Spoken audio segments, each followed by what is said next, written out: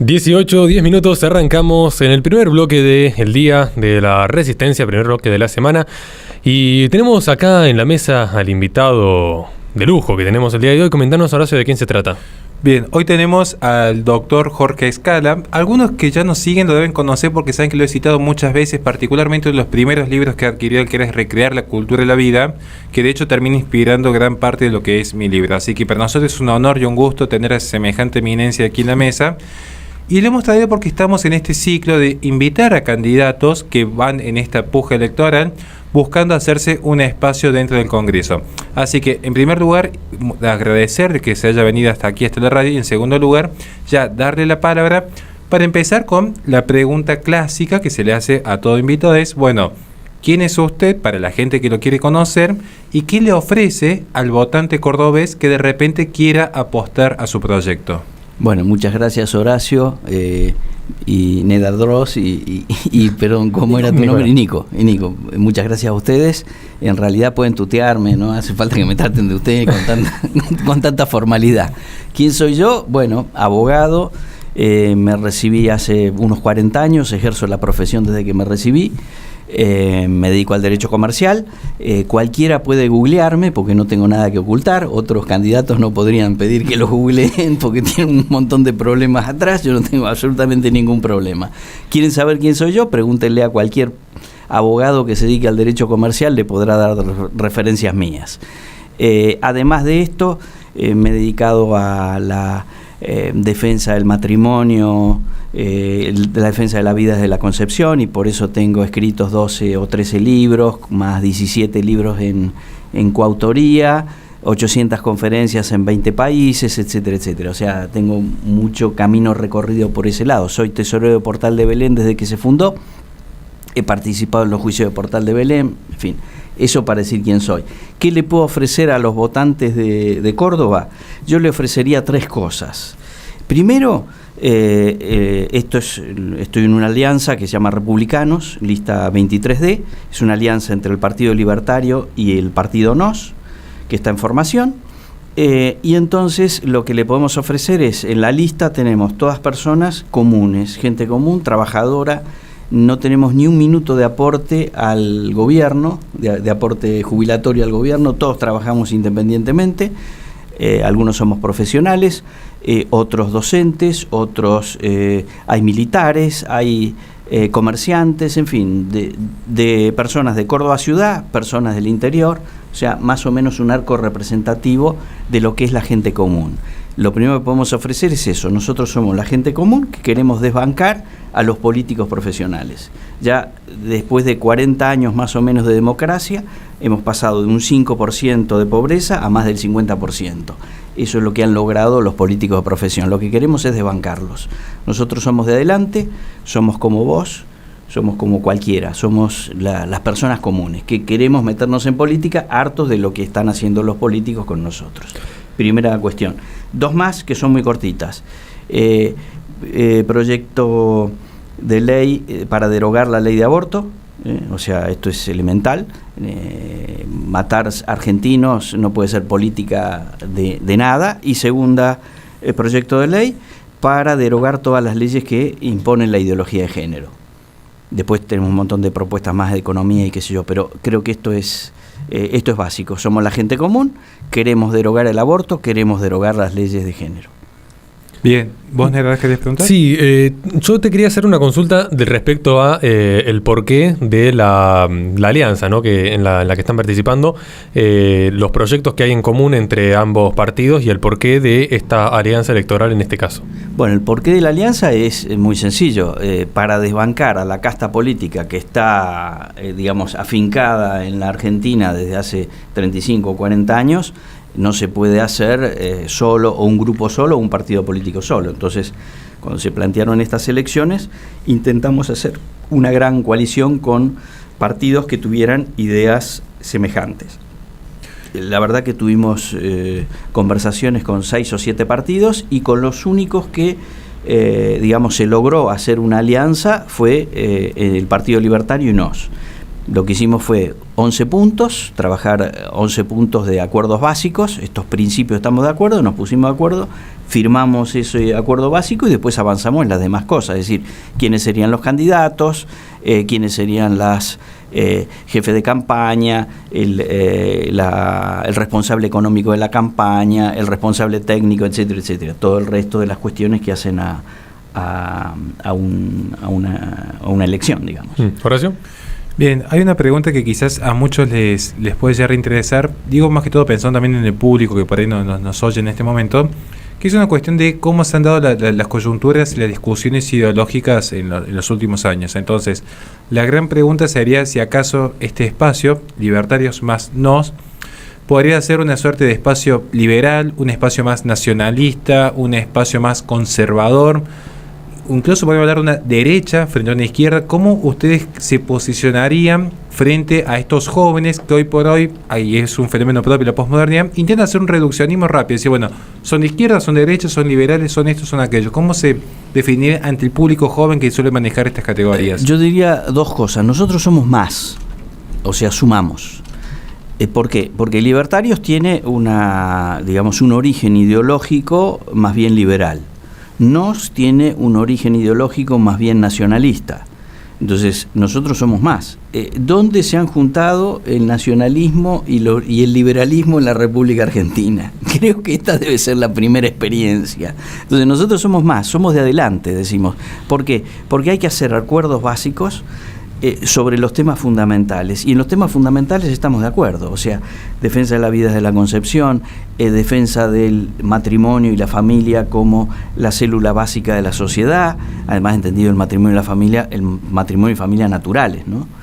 La propiedad privada, la libertad de los ciudadanos, que ha sido conculcada de una manera totalitaria desde hace año y medio, donde no nos dejan salir a la calle, no nos dejan trabajar, no nos dejan respirar, no nos dejan porque tenemos que respirar la porquería esa del anhídrido carbónico, porque nos hacen poner un bozal, etcétera, etcétera. El tema de que hay que achicar el Estado es un elefante que nos aplasta a todos, que hay que dar pie a la iniciativa privada, que hay que hacer una reforma impositiva para eliminar de los 170 impuestos que hay en la Argentina, eliminar un montón y simplificarlo. Hay que hacer una reforma de las leyes laborales para permitir modernizar todo el sistema laboral, para poder permitir que se puedan hacer contratos mucho más flexibles que sean acordes con la realidad económica actual. Hay que hacer una reforma en toda la cuestión previsional y de seguridad social, porque, el Estado está usando la caja de las jubilaciones para autofinanciarse y está embromando a los jubilados que no van a poder cobrar la jubilación el día de mañana cuando les toque. Es decir, el Banco Central está emitiendo, ¿para qué? Para pagar intereses de unas letras, LEVAC, LELIC, no sé cuánto, para poder financiar al gobierno, por un lado, porque no hay financiación externa y el mercado de capitales argentino es mínimo, y entonces estamos pagando una monstruosidad de dinero, emitiendo dinero que genera inflación, y esa inflación nos está matando a todos. Es decir, hay toneladas de cosas para hacer. Nos hemos puesto de acuerdo en los puntos básicos y le metemos para adelante. Creo que además de liberales y nacionalistas tendrían que juntarse personas de otras ideologías o de otras corrientes, como puede ser conservadores, como puede ser, en fin, muchas otras corrientes. Eso sí, nos hemos puesto de acuerdo. Ningún acuerdo con el Frente de Todos y ningún acuerdo con Juntos por el Cambio, Cambiemos, no sé cómo se llaman ahora porque se cambian los nombres juntos, cada 15 minutos. Juntos, simplemente. Ahora son juntitos, bueno, tampoco juntos, queremos saber nada con los juntos. Sin ningún sentido. Sí. Porque... Yo más que juntos yo diría que están amontonados, pero bueno, ese es otro problema. Si uno los escucha hablar parece que están juntitos, no están. Sí. Y hay esto le explicó también un poco a la audiencia de paso. Es común que a veces dentro de lo que es el periodismo se suele generar algunas preguntas que son más llevaderas, a veces son unas preguntas un poco más hostiles, porque también las que quieran. Porque también estaba pensando justo en ese punto. Particularmente Republicanos Unidos tiene como uno de los principales referentes a nivel nacional, gente que de repente no comulgaría con nuestras ideas más conservadoras, y se me viene, no que me decir una cuestión legal, pero que se los ha visto marchando en el obelisco con el pañuelo verde y la bandera del frente de izquierda, todos por atrás, digamos, como cuadro perfecto. Y dicen ser los liberales que vienen a traer justamente un espacio de mayor libertad y que incluso han formado alianzas con Juntos en otros distritos. Sabemos que no es lo mismo Córdoba que Buenos Aires, que es en cada distrito, digo, pero ¿no cree que en algún punto quizás al cordobés diga, no, Republicanos Unidos? Bueno, aclaro algo. Primero, nosotros no somos Republicanos Unidos. Pasa lo siguiente, cuando presentamos la papelería para poder participar en las elecciones, el nombre que habíamos elegido era Libertarios más Nos. Presentamos las boletas, los modelos de boleta, todo con el nombre Libertarios más Nos. Es más, teníamos toda la parte publicitaria de comunicación, todo armado con Libertarios más Nos. Hicimos la presentación de la alianza mucho antes de que hiciéramos la presentación judicial. O sea que esto estaba armado Libertarios más Nos. ¿Qué pasó? La justicia electoral nos dijo no puede estar en el nombre ni Libertarios ni Nos, porque el Partido Libertario está sancionado porque tuvo 2 elecciones seguidas sin conseguir el piso, y Nos es un partido en formación, con lo cual no puede aparecer ninguno de los 2 nombres. Bueno, esto se da de patadas con toda la jurisprudencia de la justicia electoral, pero ¿qué pasa? Si vos te peleás, no estás de acuerdo, te vas a la Cámara, apelás, te vas a la Cámara y perdiste la oportunidad de inscribir tu lista, o perdiste la oportunidad de presentar las boletas en el plazo que tenés para presentarla, con lo cual perdiste las elecciones. Entonces, ¿qué hicimos? Agachamos la cabeza. Esto es una barbaridad que hace, pienso yo, la justicia electoral. Ya sabemos que tiene mucha influencia por el poder político, y se ve que el Partido Libertario y el Partido Nos les hacen ruido al sistema, porque es la única verdadera oposición. Realmente somos la única verdadera oposición. Entonces, el nombre Republicanos nos lo impusieron. Le llevamos, no sé, creo que más o menos 10 modelos de boleta distinta con nombres distintos, y el único que aceptaron fue ese, con lo cual en realidad es un nombre que nos impusieron, punto 1. O sea que no tenemos nada que ver con Republicanos Unidos, y nos impusieron este nombre. ¿Qué le vamos a hacer? No nos quedó otra. O aceptábamos o nos quedábamos sin participar en las elecciones. Aceptamos. Entonces, eso primero. Segundo, efectivamente, ¿por qué no tenemos nada que ver con Republicanos Unidos? Porque en Republicanos Unidos hay un montón de gente, es otro rejunte también, donde hay gente que está a favor del aborto, gente que está en contra. Nosotros, el primero de los 11 puntos era defensa de la vida desde el momento de la concepción hasta la muerte. O sea, la gente que integra el Partido Libertario en Córdoba y Nos en Córdoba, aceptamos esta agenda, digamos. Entonces, evidentemente, Buenos Aires es Buenos Aires y sus dirigentes son sus dirigentes, pero quiero aclarar que el Partido Libertario en 2019, al comienzo, participó con Esper, entró en una interna para participar en las elecciones nacionales, donde apoyaba al candidato Esper. Cuando el candidato Esper empezó a coquetear con el tema del aborto y empezó a tener algunas cuestiones que no pudo explicar, como por ejemplo quién era el empresario que lo llevaba en avioneta para recorrer el país, que después se supo quién era este año, ya en el 2019 el Partido Libertario cortó con Esper. O sea, el Partido Libertario no tiene nada que ver con Esper hace 2 años. Y bueno, Santoro y demás que están a favor del aborto, y con eso no tuvo que ver nunca nada. Más allá de que habrán participado en reuniones, ese tipo de cosas, eso sí, pero digamos no hay ningún tipo de alianza ni hay ningún tipo de afinidad, porque estos temas son temas no negociables. O sea, el tema de el aborto, la defensa de la vida de la concepción, el tema de el matrimonio y la familia y el no a la ideología de género, son temas no negociables tanto para el Partido Libertario como para Nos.